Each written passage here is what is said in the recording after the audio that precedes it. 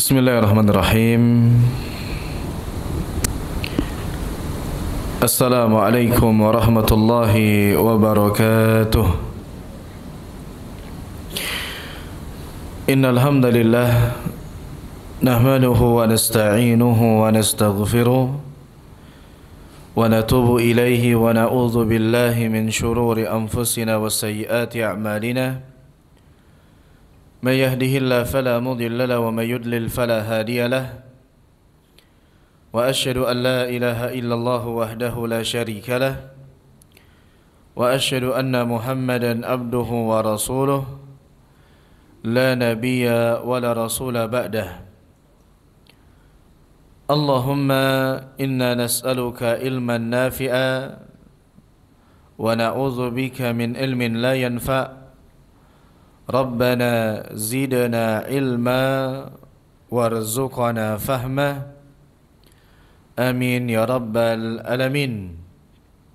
Jemaah yang dimuliakan Allah Subhanahu wa taala, alhamdulillah kita bersyukur kepada Allah atas segala limpahan nikmat yang Allah berikan kepada kita yang begitu banyak, nikmat yang begitu besar, dan di antaranya adalah nikmat bisa kembali bertemu di majelis ilmu yang merupakan taman surga dunia, yang mana balasannya adalah barang siapa yang meniti jalan menuntut ilmu, Allah Subhanahu wa taala akan mudahkan perjalanannya menuju surga.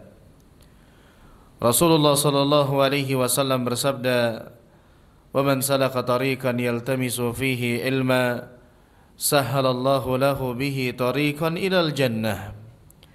Barang siapa yang meniti jalan untuk menuntut ilmu, maka Allah Subhanahu wa taala akan mudahkan jalannya menuju surga Allah Subhanahu wa taala. Tetapi ini perlu didasari dengan niat yang ikhlas.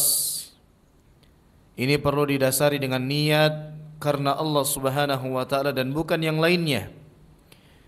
Sebagaimana kita ketahui bahwasanya salat itu tidak diterima kecuali dengan niat yang ikhlas, maka menuntut ilmu juga tidak akan bermanfaat bagi kita, tidak akan diterima oleh Allah, tidak akan bernilai ibadah di sisi Allah kecuali didasari dengan niat yang ikhlas.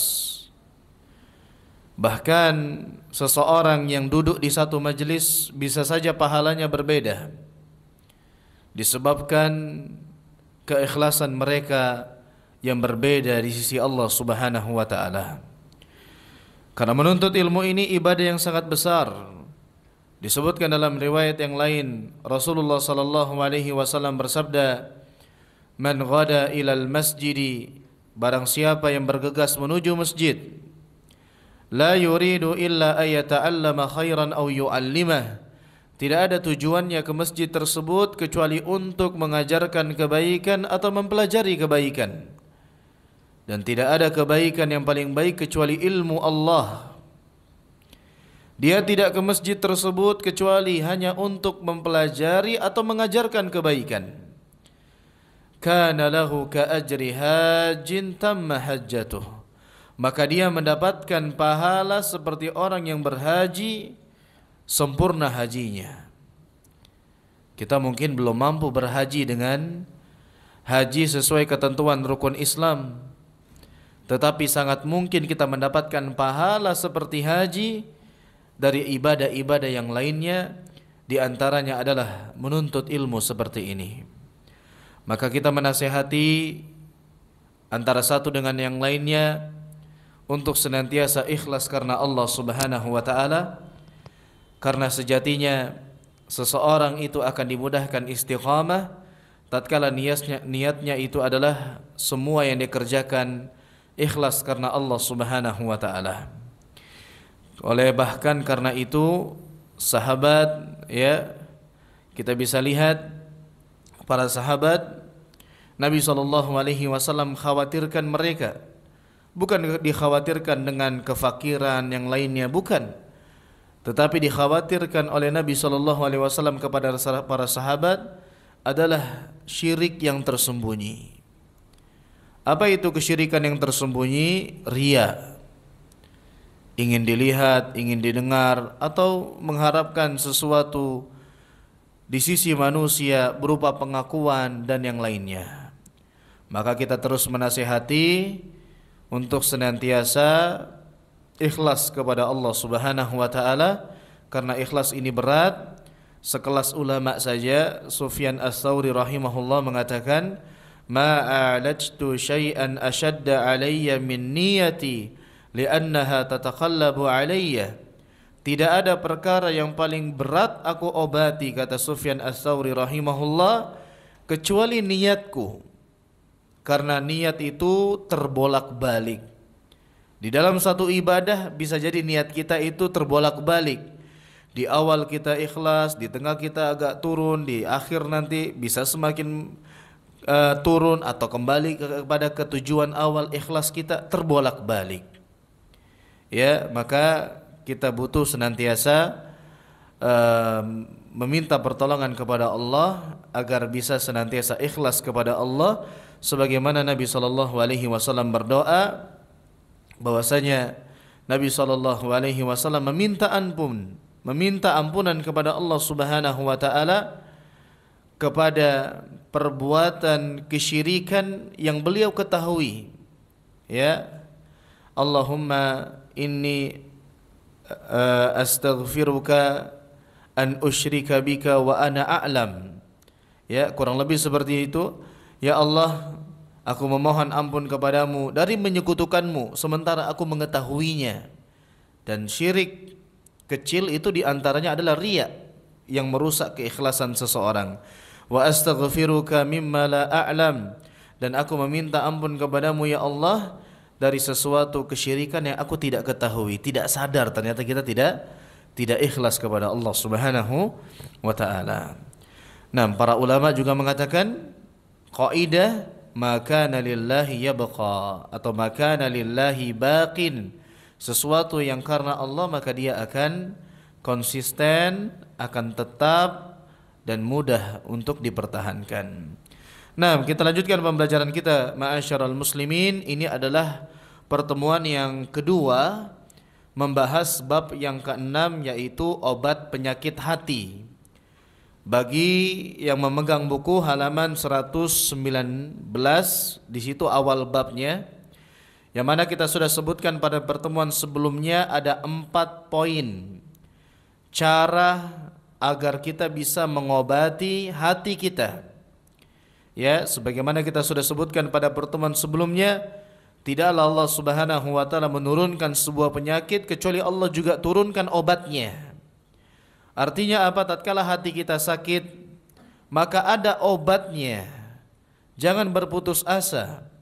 Allah telah menyiapkan perkara-perkara yang dapat mengembalikan kesehatan hati kita, yang dapat mengembalikan kebersihan hati kita. Dan kita bahas pada pertemuan sebelumnya, yang pertama adalah jelas dan yang paling utama, mentauhidkan Allah dan menjauhi kesyirikan. Kemudian yang kedua, berusahalah untuk istiqamah, menuntut ilmu dan mengamalkannya. Serta tatkala kita menuntut ilmu, tujuannya adalah mengangkat kebodohan kita. Tatkala kita mendapatkan kebenaran, maka terima kebenaran tersebut dan diamalkan. Jangan lagi tatkala kebenaran sampai kepada kita, kita menolaknya entah gara-gara egois kita atau gara-gara yang lainnya. Dan Nabi SAW menyebutkan kesombongan itu apa? Batarul haq. Kesombongan itu adalah menolak kebenaran. Kemudian yang ketiga, di antara sebab yang bisa menjadi obat bagi hati kita adalah menjauhkan diri dari perbuatan dosa dan maksiat. Semua dosa, semakin besar dosa, semakin besar pengaruhnya mengotori hati. Berarti kita bisa katakan, apa kotoran dosa yang paling besar yang mengotori hati manusia? Kesyirikan. Kenapa? Karena kesyirikan adalah dosa yang paling besar.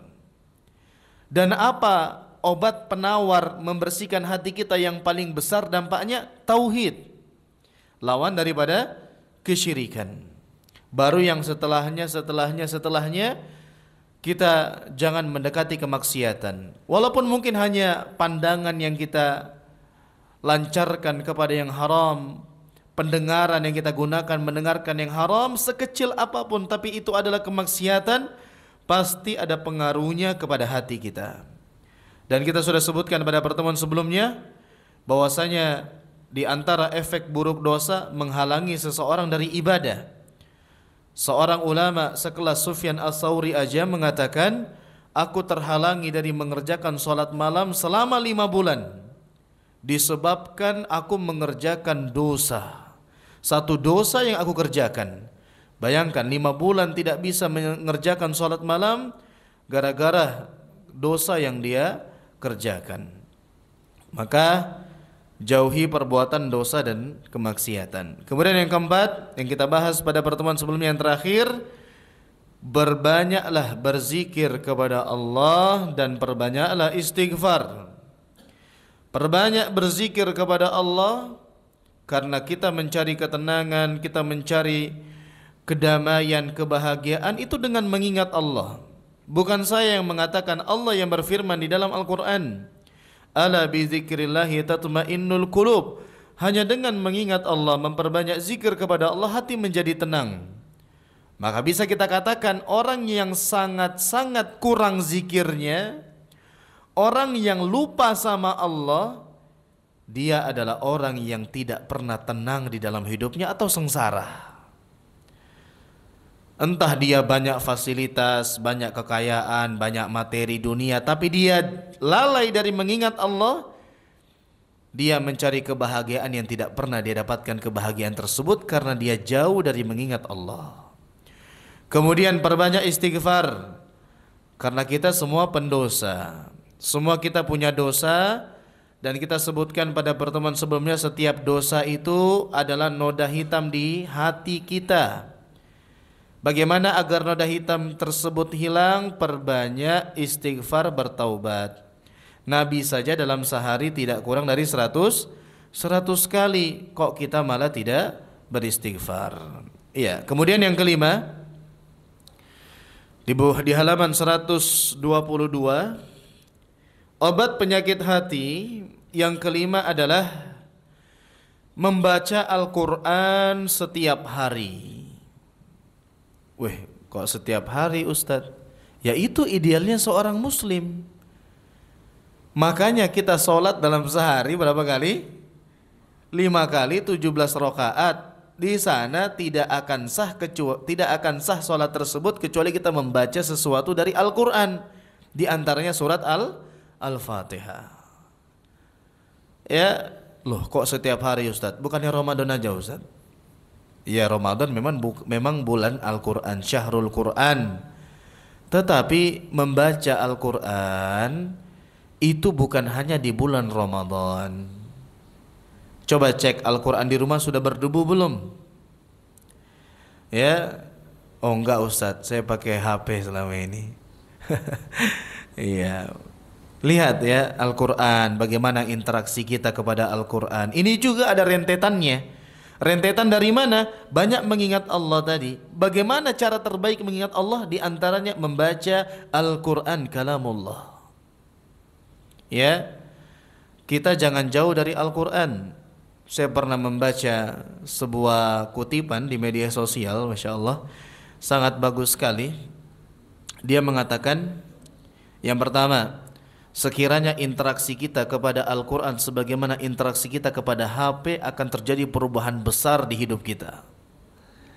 Antum kalau nggak bawa HP gimana? Ada yang kurang ini. Sudah jalan 3 kilo balik gitu. Ambil HP-nya. Antum nggak bawa Al-Quran, waduh, pulang kembali ambil Al-Quran. Kita nggak kan ketinggalan Al-Quran. Nggak apa-apa lah, ada di masjid sana misalnya. Kita nggak seperti interaksi kita kepada Al-Quran, tidak seperti handphone. Al-Quran sehari berapa kali dibuka? Oh banyak. Ya, 5 kali? Wah, nggak terhitung Ustadz. Lihat, ya. Sampai dekatnya kita dengan handphone, nggak ada apa-apa, nggak ada yang telepon, nggak ada yang hubungi, dibuka juga. Al-Quran, nggak disentuh. Makanya bagus sekali perkataan itu. Kalaulah interaksi kita kepada Al-Quran sama dengan interaksi kita kepada handphone, akan terjadi perubahan besar. Minimal jadi hafiz Quran semua. Cuma sayangnya tidak seperti itu interaksi kita. Terus juga saya pernah juga membaca ada perkataan yang mengatakan, kalau engkau melihat Al-Quranmu itu di rumah berdebu dan handphonemu itu kinclong, ketahuilah kamu lebih suka berinteraksi dengan makhluk daripada zat yang menciptakan makhluk itu, yaitu Allah Subhanahu wa taala. Iya kan? HP kita kinclong semua layarnya kan? Sering disentuh. Ada debu sedikit, ganggu ini. Al-Quran jarang disentuh. Ya. Bahkan sebagian ada yang sudah dimakan rayap. Kita lihat, ini obat penyakit hati ini diantaranya yang terbesar adalah Al-Quran. Kita sebutkan ayatnya. Dalam surat Al-Isra ayat 82 Allah menyatakan Al-Quran itu obat. Dalam surat Al-Isra ya. Dalam surat Al-Isra ayat 82 Allah mengatakan, wa nunazzilu minal Qur'ani ma huwa shifa wa rahmatul lil mu'minin wa la yazidul zalimina illa khasara. Dan kami turunkan dari Al-Quran itu sesuatu yang menjadi penawar, yang menjadi obat. Bayangkan. Makanya kalau kita lihat ruqyah syar'iyyah tidak pernah lepas dari Al-Quran. Ya, bahkan kita kalau sakit kita bisa berobat dengan Al-Quran. Ya, baca Al-Quran, kemudian kita niatkan untuk meruqyah diri kita, ruqyah mandiri, atau kita ingin menyembuhkan apa yang sedang sakit di tubuh kita, terutama penyakit-penyakit yang tidak bisa didiagnosa. Ini nggak ada luka, nggak ada apa, bawa ke rumah sakit nggak ada apa-apa, tapi kok sakit itu ya? Obati dengan Al-Quran. Ya, obati dengan Al-Quran. Wa rahmatul lil mu'minin, dan rahmat bagi orang-orang yang beriman. Ya, jadi Al-Quran Allah turunkan sebagai obat dan sebagai rahmat bagi orang-orang yang beriman. Dan tidaklah ya disebutkan, dan sedangkan bagi orang-orang yang zalim, ya Al-Quran itu hanya akan menambah kerugian bagi mereka. Kemudian dalam surat Yunus ayat 57 Allah mengatakan, ya ayyuhan nas qad ja'atkum mau'izatun min rabbikum wa shifaa'un lima fis sudur wa hudaw wa rahmatul lil mu'minin. Ini lebih spesifik lagi Allah katakan dalam surat Yunus ayat 57. Wahai manusia, sungguh telah datang kepadamu peringatan, pelajaran, yaitu Al-Quran, ya, dari Rabb kalian, yaitu Allah Subhanahu wa taala. Apa fungsi Al-Quran? Di antaranya adalah syifa'ul lima fis sudur, sebagai penyembuh, sebagai obat terhadap penyakit yang ada di dalam dada-dada kalian, yang ada di dalam hati kalian.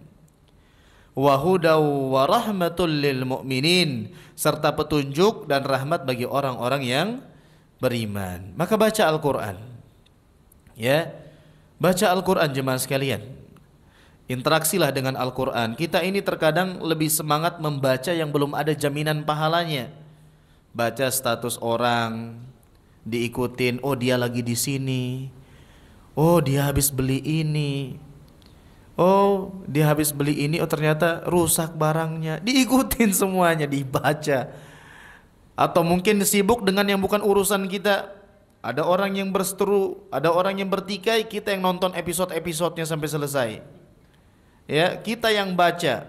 Kalau terkadang berupa video ditonton, berupa tulisan dibaca, slide. Oh, padahal nggak ada kebutuhan di sana. Apalagi akhir ini banyak yang viral ya.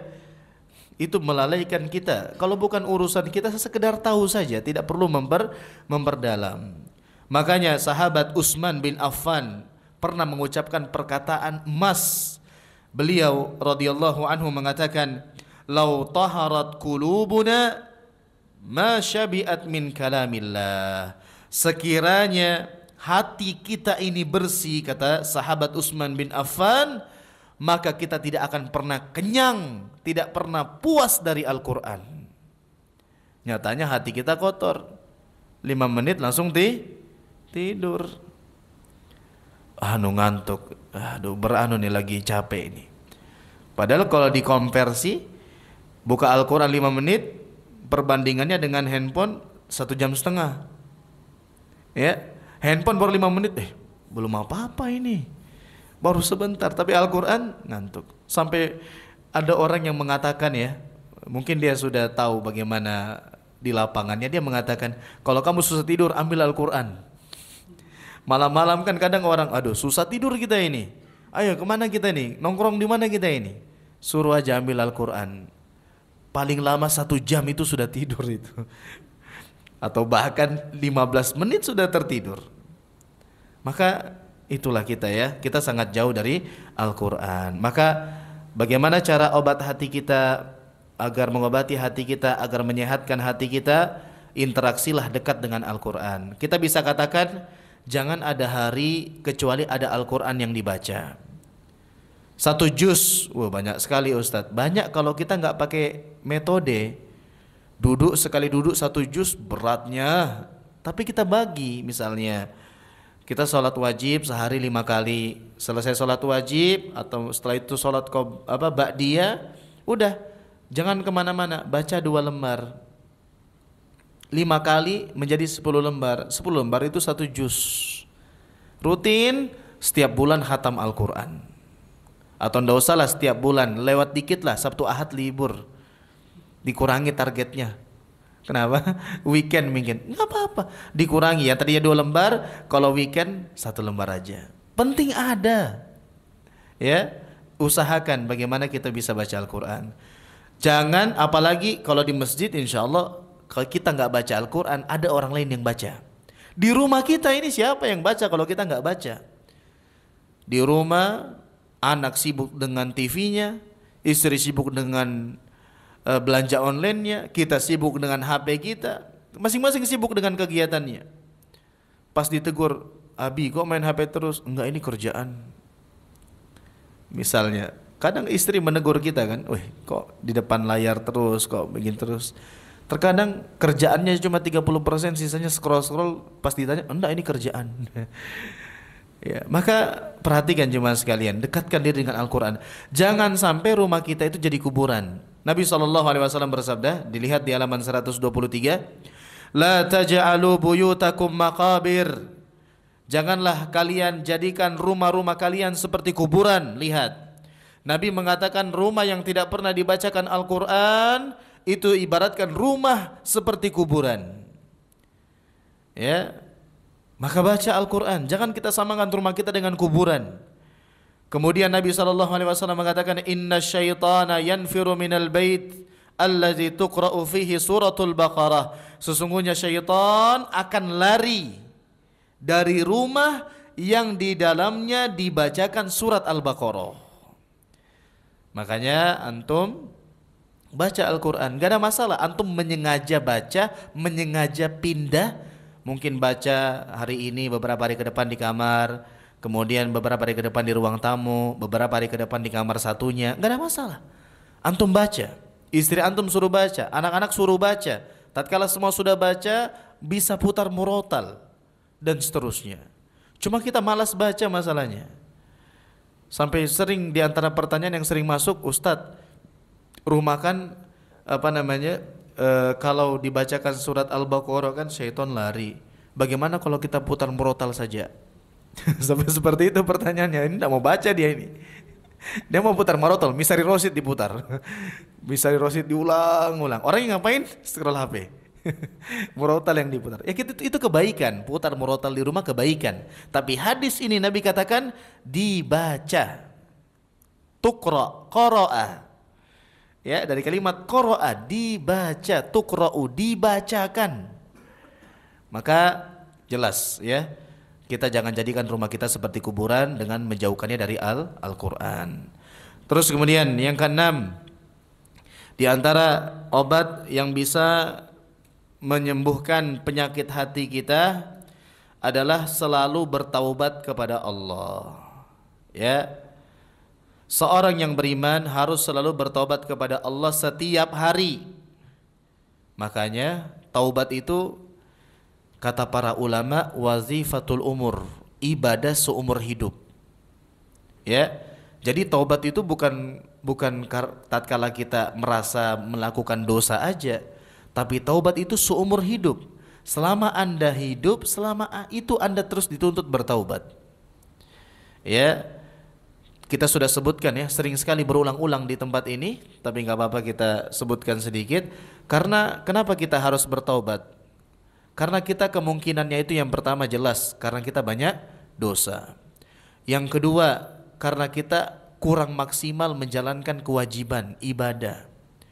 Makanya sholat itu, kalau kita lihat orang habis sholat itu kebaikan, tapi selesai sholat salam yang diucapkan apa? Astagfirullah. Kenapa? Dalam sholat kamu pikirnya bisnis, dalam sholat kamu pikirnya yang lain, dalam sholat kamu ngatur planning kerjamu dalam sholat ini. Sebagian orang ada seperti itu, kurang dia dalam melaksanakan kewajiban. Maka kita dituntut untuk senantiasa bertaubat, beristighfar.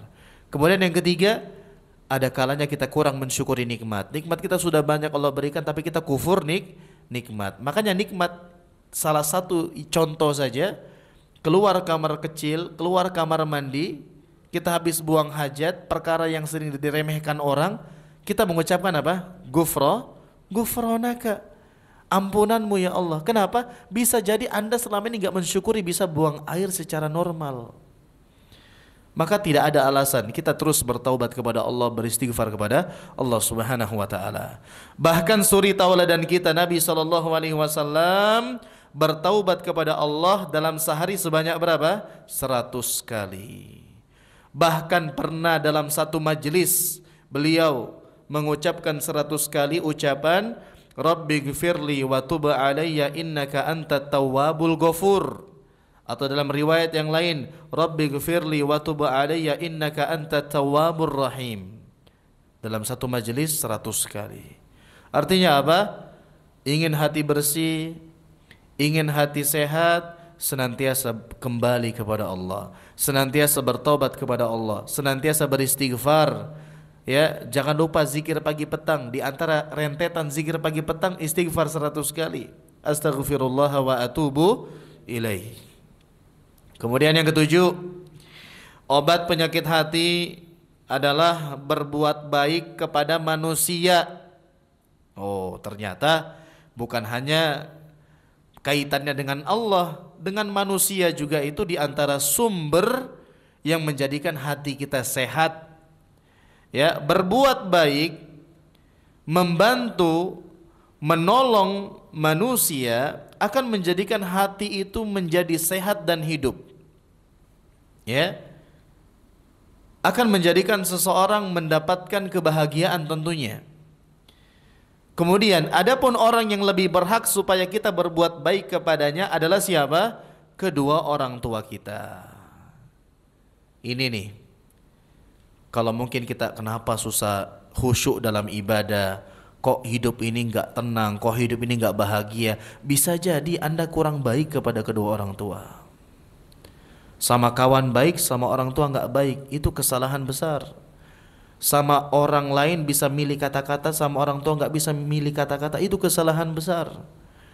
Kita diperintahkan berbuat baik kepada manusia siapa saja, tapi di antara semua manusia yang paling utama merasakan kebaikan kita dimulai dari orang tua kita. Allah Subhanahu wa taala berfirman, wa'budullaha wa la tusyriku bihi syai'a wa bil walidaini ihsana. Sembahlah Allah dan janganlah kamu menyekutukan Allah. Ingat, ini perintah yang paling agung. Sembahlah Allah, tauhidkanlah Allah. Setelah perintah yang paling agung, wa bil walidaini ihsana, dan berbuat baiklah kepada kedua orang tua. Kalau ternyata orang tua kita masih hidup, alhamdulillah. Ya, Nabi SAW pernah bersabda, al-walid awsatu abwabil jannah. Orang tua itu pintu surga yang paling mewah. Kalau ada orang tua kita masih hidup, itu pintu surga kita yang paling mewah. Kenapa dikatakan yang paling mewah? Karena Nabi mengatakan ausat, pintu yang paling tengah. Kalau antum lihat, kalau ada sebuah tempat, bangunan, apa segala macam yang dikelilingi dengan pagar dan bergerbang, kira-kira pintu yang paling mewah di mana? Belakang? Samping? Enggak, depan tengah. Maka para ulama mengatakan orang tua pintu surga yang paling mewah. Bahkan dalam riwayat yang lain Nabi mengatakan, apabila engkau ingin memanfaatkannya, maka manfaatkan pintu surga tersebut. Kalau engkau ingin menelantarkannya, maka celakalah engkau, telantarkanlah pintu surga tersebut. Maka ingat, orang tua kita itu pintu surga yang paling mewah, dan itu merupakan orang yang paling berhak menerima kebaikan kita sebelum orang lain. Ya. Dan ingat, kebersihan hati kita, sehatnya hati kita tergantung sejauh mana kita berbuat baik kepada manusia, dan dimulai yang paling prioritas adalah kedua orang tua kita. Maka kalau kita sudah merasakan, misalnya kita sudah jadi orang tua, tentunya kita ingin anak kita berbakti, dan itulah yang dirasakan oleh kedua orang tua kita kepada kita. Maka kalau masih hidup, benar-benar dijaga. Kalau kita jauh, telepon, setiap hari telepon. Kalau sedang lagi bisnis, ngurus bisnis, orang tua nelpon, diangkat. Ya, jangan kita abaikan kedua orang tua kita. Kalau nggak bisa datang dengan langsung karena jarak dan sebagainya, telepon, berikan kabar, gimana kabarnya. Kalau ternyata kita tinggal serumah, sesekali orang tua tanya, mau dibawakan apa? Kalau masih satu kota misalnya, ibu saya mau ke sana, mau dibawakan apa? Bapak saya mau ke sana, mau dibawakan apa? Yang selama ini kita tanya siapa? Istri kita. Mau dibawain apa? Kadang enggak nanya, kita tetap bawain. Orang tua kita lupa. Ya, maka jangan sampai kita lupakan kedua orang tua kita. Mereka orang yang paling berhak menerima kebaikan kita sebelum orang lain. Terus kemudian berbuat baik secara umum kepada semua manusia. Semua manusia, kepada siapa saja, hatta orang kafir, antum tatkala berbuat baik kepada mereka ada pahala di sana.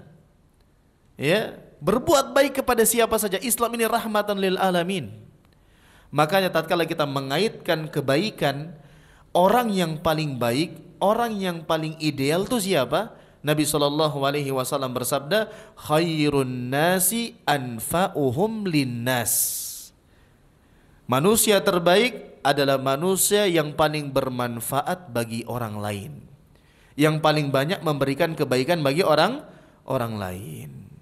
Dan ini pernah kita bahas juga ya. Sebelum bahas ini, kita bahas buku Al-Wasailul Mufidah lil Hayatis Sa'idah, kiat-kiat hidup bahagia, di antaranya adalah membahagiakan orang lain. Kenapa bisa membahagiakan orang lain itu menjadikan hidup bahagia? Karena dalam Islam tidak ada balasan kebaikan kecuali kebaikan yang serupa.